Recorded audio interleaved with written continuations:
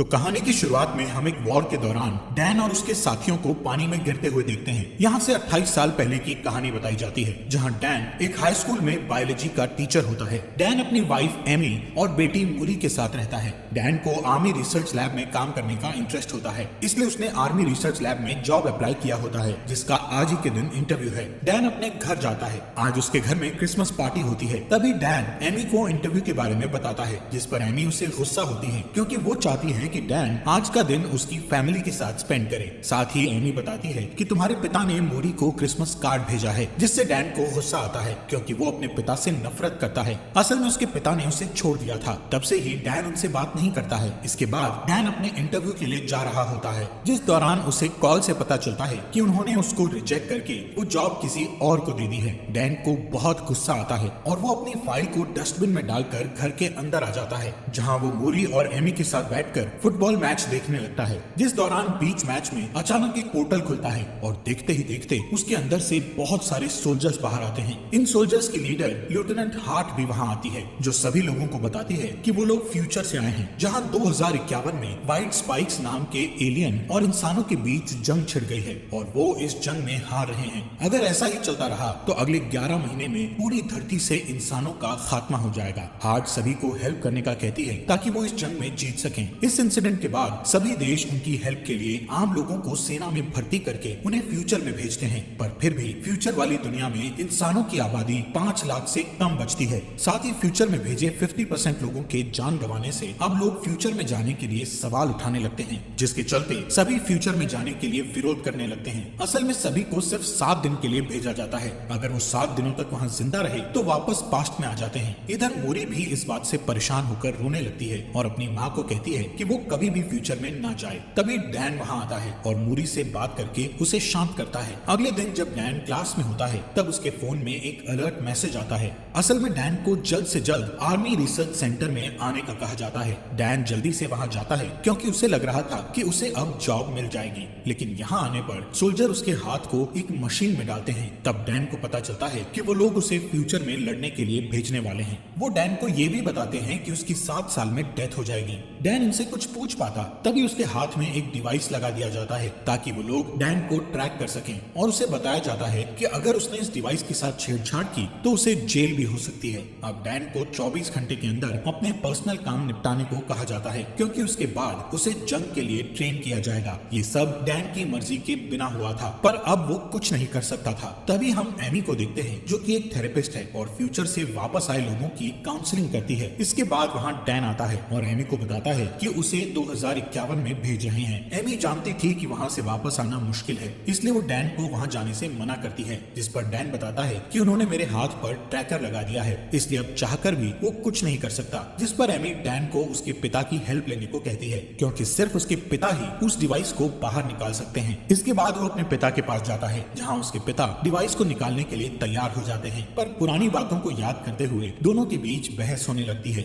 इसलिए डैन गुस्से में उस डिवाइस को निकलवाए बिना ही वहाँ से चला जाता है और एमी को बताता है कि उसे जंग लड़ने जाना ही पड़ेगा। ये जानकर एमी बहुत रोती है, पर डैन उससे प्रॉमिस करता है कि वो 7 दिन में वापस आ जाएगा। जिसके बाद वो मूरी को अलविदा कहता है और वहाँ से रिसर्च सेंटर चला जाता है। यहाँ डैन के साथ कई लोग फ्यूचर में जाने वाले थे। यहाँ सभी को आर्मी ड्रेस दी जाती है और सबको अलग अलग टीम में बांट दिया जाता है, जिसमें डैन की टीम का नाम आर फोर्स होता है, जो कि एक रिसर्च टीम है। यहाँ एक लड़की सवाल करती है कि वो टाइम मशीन से पीछे जाकर वॉर शुरू होने से पहले ही दुश्मनों को क्यों नहीं मार सकते, जिस पर वहाँ बैठा एक ऑफिसर उसे बताता है कि उनकी टाइम मशीन सिर्फ 30 साल का टाइम ट्रेवल कर सकती है, जिसमें वो सिर्फ 2051 में जाकर वहाँ से वापस 2022 में आ सकते हैं। इसके अलावा उन्हें ये भी बताया जाता है कि उनके जो दुश्मन हैं वो कोई इंसान नहीं है, बल्कि एलियंस हैं। रात होने पर डैन अपने दोस्त चार्ली से बात करता है, जिस दौरान इमरजेंसी अलार्म बजने लगता है। तभी लेफ्टिनेंट हार्ट सबको अभी के अभी फ्यूचर में जाने को कहती है। अब क्योंकि सबको ट्रेनिंग खत्म करने के बाद वहाँ ले जाना चाहिए था, पर लेफ्टिनेंट हार्ट का कहना था कि एलियंस ने उनकी रिसर्च लैब पर अटैक किया है।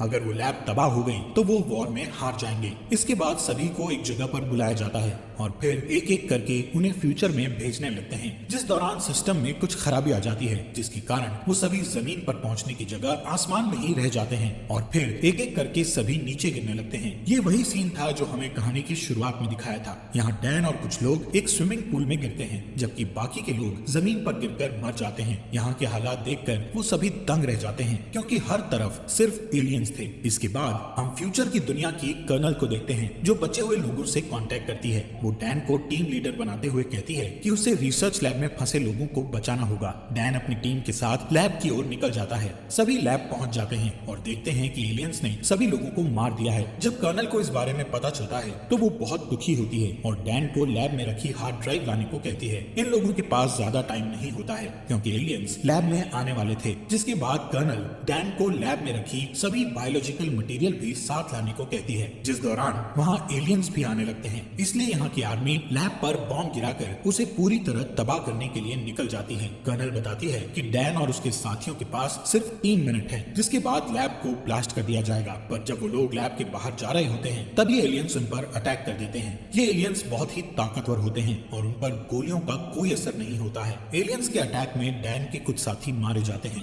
अब जैसे ही बचे हुए लोग लैब से बाहर आते हैं तब वहाँ बहुत सारे एलियंस आने लगते हैं और उन लोगों का पीछा करने लगते हैं। इसी बीच वहाँ आर्मी आ जाती है पर एलियंस उन्हें जान से मार डालते हैं। कोई रास्ता ना दिखने पर डैन और बाकी के लोग एलियंस पर शूट करने लगते हैं। थोड़ी ही देर बाद वहाँ बॉम्ब गिराया जाता है जिससे बहुत ही बड़ा ब्लास्ट हो जाता है जिससे सभी एलियंस मारे जाते हैं। साथ ही इस ब्लास्ट के कारण डैन के कई साथी भी मारे जाते हैं और कई घायल हो जाते हैं। अब जैसे ही डैन की आंख खुलती है तो वो एक कैंप में होता है। यहाँ पता चलता है कि ब्लास्ट में डैन के अलावा उसका दोस्त चार्ली ही बचा था। जब वो दोनों कैंप के बाहर आते हैं तो उन्हें अपनी टीम का एक आदमी और दिखता है जिसका नाम डोरियन है। डोरियन फ्यूचर में तीसरी बार आया था, इसलिए डैन उससे पूछता है कि क्या तुम मरने से नहीं डरते हो, जिस पर डोरियन बताता है कि उसे कैंसर है और वो सिर्फ 6 महीने ही जीने वाला है, इसलिए उसे अपने तरीके से बची हुई लाइफ जीनी है और घर पर रहने से अच्छा वो लड़कर मरना चाहता है। इसी दौरान वहाँ 2 सोल्जर आते हैं जो डैन को अपने साथ आने को कहते हैं, जबकि डोरियन और चार्ली को वापस लैब वाली जगह पर जाने को कहा जाता है। डैन डोरियन से चार्ली का ध्यान रखने को कहता है क्योंकि चार्ली बहुत डरा हुआ था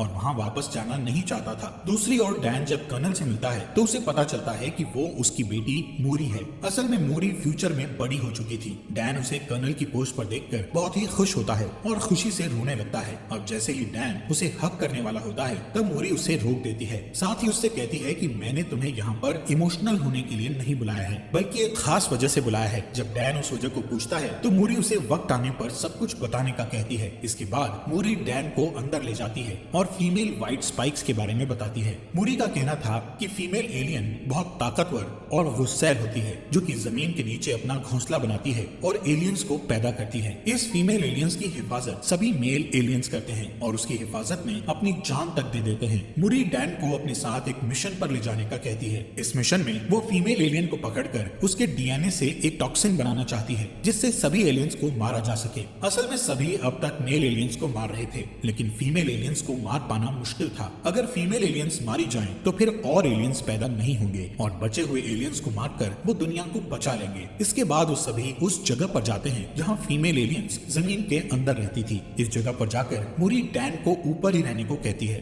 और वो नीचे आकर फीमेल एलियन को पकड़ने लगती है। ये एलियन बहुत ताकतवर होती है और वो अपने मेल एलियंस को आवाज लगाकर उन्हें बुलाने लगती है। कुछ ही देर बाद वहाँ बहुत सारे एलियंस आने लगते हैं। ये देखकर डैन अपनी बेटी को बचाने के लिए नीचे उतर जाता है। आखिर में उस एलियन को पकड़ लिया जाता है और फिर उसे हेलीकॉप्टर से सेंटर में भेज दिया जाता है। पर तभी वहाँ कई एलियंस आ जाते हैं जिनके अटैक से काफी सोल्जर्स मारे जाते हैं। इधर डैन और मूरी आर्मी की एक कार में बैठ जाते हैं जहाँ डैन कार को ड्राइव करता है और मूरी एलियंस पर शूट करती है। इसके बाद वो दोनों एक बीच पर पहुंच जाते हैं जहाँ एक भी एलियन नहीं था। इधर मूरी डैन से गुस्सा होकर पूछती है कि वो हेलीकॉप्टर से नीचे क्यों आया, जिस पर डैन कहता है कि तुम मेरी बेटी हो और तुम्हें खतरे में देखकर मैं चुप कैसे बैठ सकता था। यहाँ मूरी डैन को बताती है कि मैं जब 12 साल की थी तब तुम मुझे और मेरी माँ को छोड़कर चले गए थे और फिर कुछ सालों बाद तुम्हारी डेथ हो गई। यही कारण था कि मूरी अभी तक डैन को देखकर खुश नहीं थी। मूरी को रोता देख डैन बहुत दुखी होता है। उसे समझ नहीं आ रहा था कि आखिर उसने पास्ट में अपनी फैमिली को क्यों छोड़ा। थोड़ी ही देर बाद वहाँ हेलीकॉप्टर आता है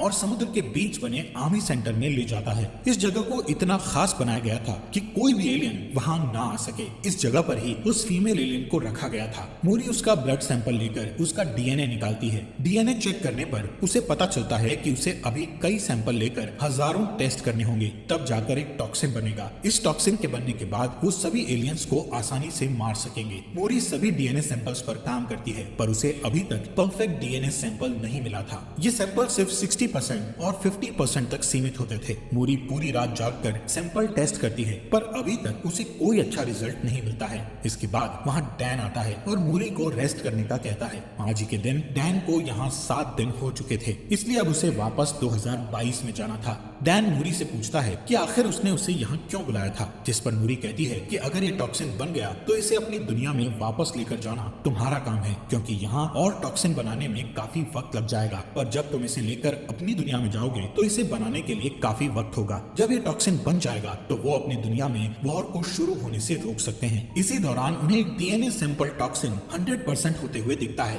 तभी वो फीमेल एलियन जाग जाती है और जोर जोर से चिल्लाने लगती है, जिसकी आवाज सुनकर सभी मेल एलियंस वहाँ आने लगते हैं। इनकी तादाद इतनी थी कि सबको मारना मुश्किल था। एलियन बुरी तरह सोल्जर्स को मारने लगते हैं। वहीं डैन और मूरी एक साथ होते हैं, जिस दौरान मेल एलियंस उस फीमेल एलियन को आजाद कर देते हैं। अब डैन को जल्द से जल्द उस जगह पर पहुंचना है जहां से वो वापस 2022 में जाएगा, लेकिन इस जगह पर काफी एलियंस आ चुके थे। दोनों उन्हें मारते हुए आगे बढ़ते हैं कि तभी फीमेल एलियन मूरी पर अटैक करके उसे घायल कर देती है। इसके बाद डैन मूरी को लेकर आगे बढ़ता है। तब टाइम ट्रेवल मशीन ऑन हो जाती है। यहाँ मूरी डैन से माफी मांगती है और कहती है कि मैं भी तुमसे बहुत प्यार करती हूँ। डैन अपनी बेटी को भी पास्ट में ले जाना चाहता था, इसलिए वो उसके पास ही बैठ जाता है, पर तभी वहाँ फीमेल एलियन आ जाती है और मूरी को पकड़ लेती है। डैन उसे बचा पाता, इससे पहले ही टाइम मशीन द्वारा उसे 2022 में भेज दिया जाता है। यहाँ डैन के साथ साथ चार्ली, डोरियन और बाकी के कुछ लोग भी आए हुए थे। डैन लेफ्टिनेंट हार्ट को वो टॉक्सिन देता है और बड़ी मात्रा में बनाकर फ्यूचर में भेजने का कहता है, जिस पर लेफ्टिनेंट हार्ट बताती है कि अब जंप लिंक बंद हो गया है, यानी कि अब वो टाइम मशीन का यूज नहीं कर सकते हैं, इसलिए वो ये वॉर हार गए हैं। जिसके बाद डैन अपनी वाइफ से मिलता है।